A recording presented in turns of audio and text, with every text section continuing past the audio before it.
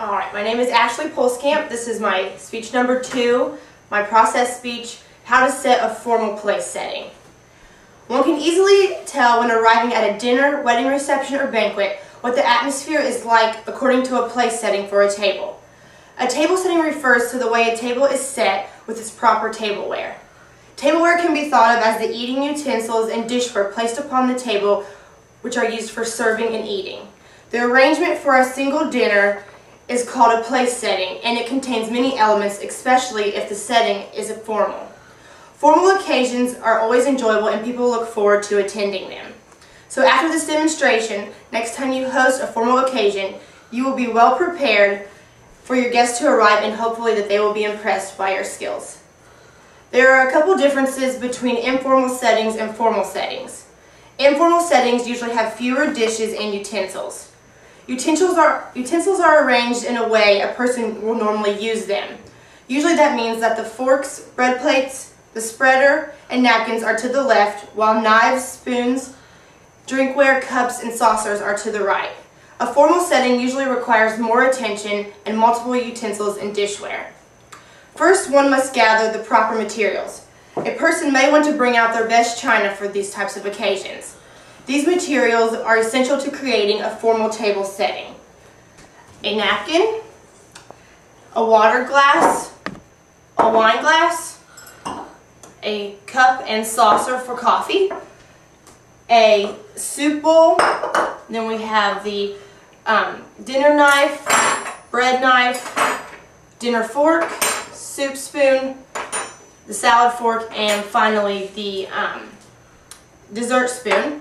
Next, we also have the dinner plate, the salad plate, and the bread plate. And if you choose to use an accent plate, that goes along as well. Some supplies are optional depending on how fancy you want to make your table setting. Such things of this include the accent plate, as I mentioned before, a centerpiece, a tablecloth, and also possibly a dessert fork. Now that we have collected all of our materials, we can begin to set the formal place setting at each seat for your guests. A tablecloth or placemat and centerpiece may be inspired by the theme of your occasion.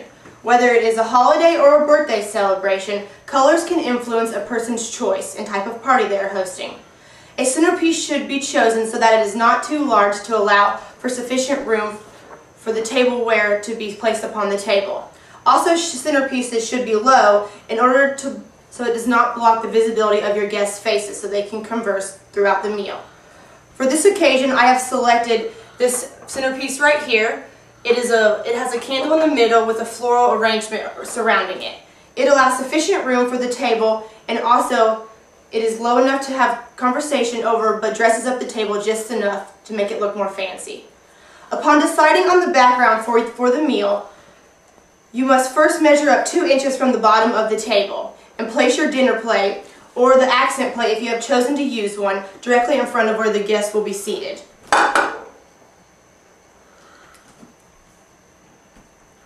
Next, you will take your dinner plate and place it directly on top of that, and then followed by your soup bowl, which will go on top of the dinner plate right in the middle.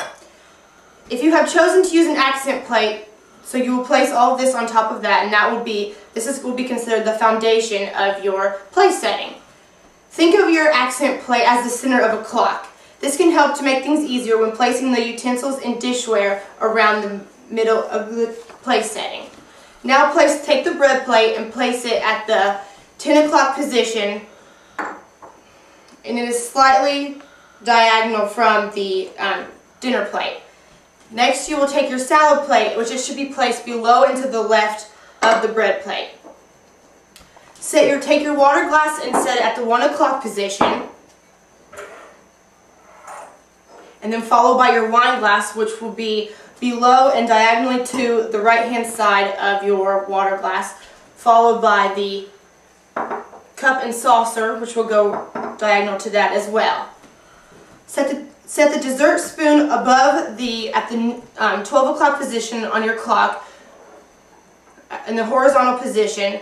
Make sure that you want to have the place where you'll be eating off of on the left-hand side, and if you do choose to use a dessert fork, that would go directly above that but facing the opposite direction.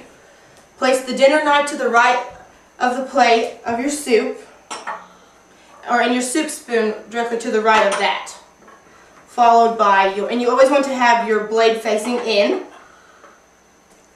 Take your bread knife and place on your bread plate right across it in the horizontal position, followed by your dinner fork closest to the inside on the left with your salad fork right next to it. Finally, take the napkin and you can either set it on the plate, you can fold it into a triangle and place it on the in the middle of the bowl, or you can just take it and you can place it into the water glass to make it a little bit more fancy.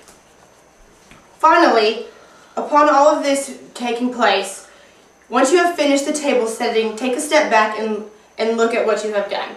Walk around the table to look at everything and make sure that it looks in place. Repeat this process at each seat for the number of guests that are attending your event. This is just one of the many forms for a formal place setting. It contains the basic dishware and utensils for a wonderful meal. Once you have completed the process at each place setting, you are finished creating the table setting, in which your guests and yourself can enjoy a great meal later on. Also remember that once your table is prepared, you can spend the rest of the time getting ready for your guests. Hope you have a great dinner.